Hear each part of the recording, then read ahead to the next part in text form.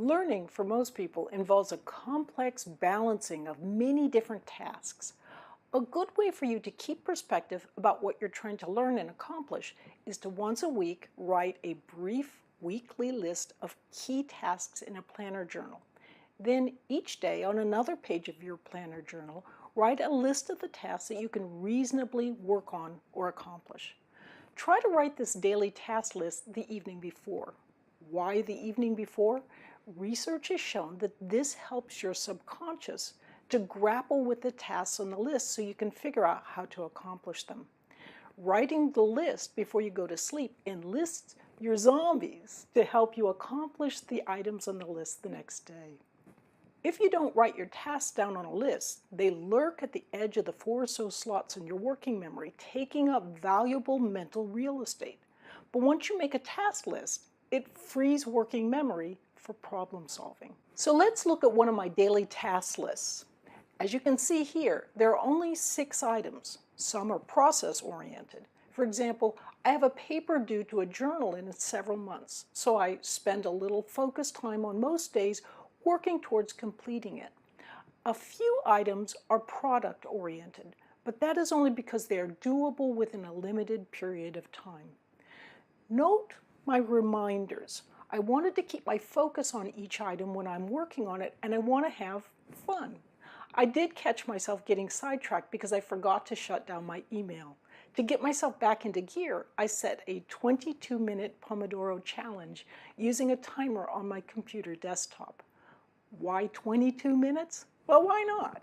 I don't have to do the same thing each time. And notice too that by moving to Pomodoro mode, I've switched to a process orientation. None of the items on my list is too big because I've got other things going on in my day. Meetings to go to, a lecture to give. Sometimes I sprinkle a few tasks that involve physical motion on my list, even if it's just cleaning something, which I'll admit isn't ordinarily one of my favorite things to do. Somehow, because I'm using them as diffuse mode breaks, I often look forward to them. Mixing other tasks up with your learning seems to make everything more enjoyable and keeps you from prolonged and unhealthy bouts of sitting. Over time, as I've gained more experience, I've gotten much better at gauging how long it takes to do any given task.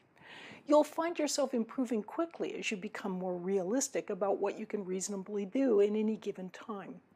Make notes in your planner journal about what works and what doesn't. Notice my goal finish time for the day, 5 p.m. Doesn't seem quite right, does it? But it is right, and it's one of the most important components of your daily planner journal. Planning your quitting time is as important as planning your working time. Generally, I aim to quit at 5 p.m., although when I'm learning something new, it can sometimes be a pleasure to look at it again after I've taken an evening break just before I go to sleep. And occasionally there's a major project that I'm wrapping up, like, say, this MOOC, that has me running into a bit of overtime. You might think, well, yeah, but you're a professor who's, shall we say, past your youthful study days. Of course an early quitting time is fine for you. However, one of my most admired study experts, Cal Newport, used a 5 p.m. quitting time through most of his student career. He ended up getting his PhD from MIT. In other words, this method, implausible though it may seem for some, can work for undergraduate and graduate students in rigorous academic programs. Time after time, those who are committed to maintaining healthy leisure time, along with their hard work, outperform those who doggedly pursue an endless treadmill. Of course, your life may not lend itself to such a schedule with breaks and leisure time. You may be running on fumes with 2 jobs and too many classes. But however your life is going, try to squeeze a little break time in. One more thing, as writing coach Daphne Gray-Grant recommends to her writing clients, eat your frogs first in the morning. Try to work on a most important and most disliked task first. At least just one Pomodoro as soon as you wake up. This is incredibly effective. Do you need to sometimes make changes in your plans because of unforeseen events? Of course. But remember the law of serendipity. Lady Luck favors the one who tries. Planning well is part of trying. Keep your eye on your learning goal and try not to get too unsettled by occasional roadblocks. I'm Barbara Oakley. Thanks for learning how to learn.